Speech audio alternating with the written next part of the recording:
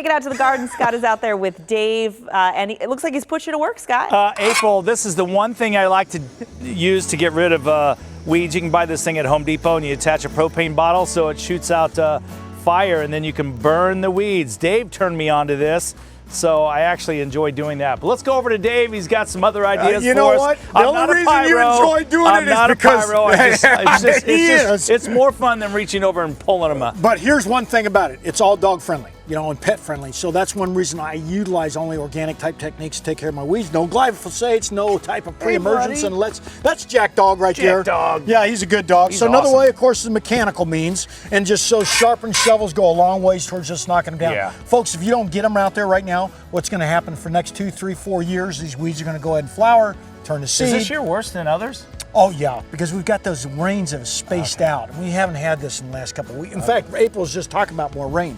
So of course, a couple deals with weed control is obviously you want to go ahead if you got lawns. Now this is not a lawn, but if you got lawns, going out there and just dethatching, causing that drainage and creating that drainage. So going in and just poking holes in the ground itself in your lawn areas will go a long ways towards taking care of weeds. If you got a big yard, have fun with this. You know what? Come on, Dave. And then just knocking them down with a weed eater is another way to do it. And weed eaters work out great because the fact that what you're doing is you're knocking the top of those weeds down. Up.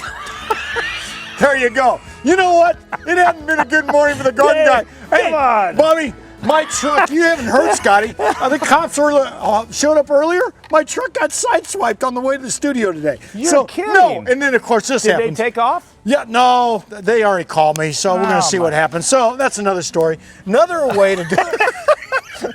I'll fix that later. You know, it's not Garden Guy's Day, but of course, some type of stir.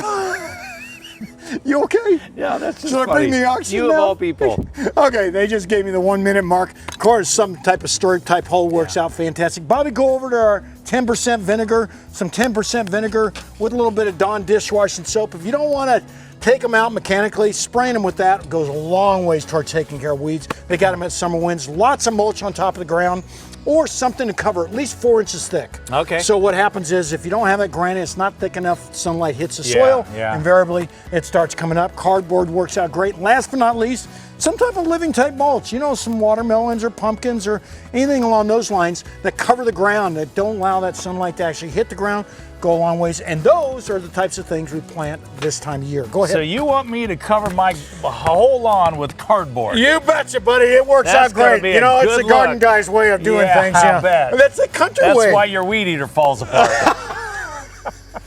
You know what, Scotty? I know you touched that weed eater prior to, so whenever I do a segment, something happens, invariably he's out here messing with something. I swear I did not sabotage it. I would like to, but throw it back to Gina. Hey, Gina, what's going on?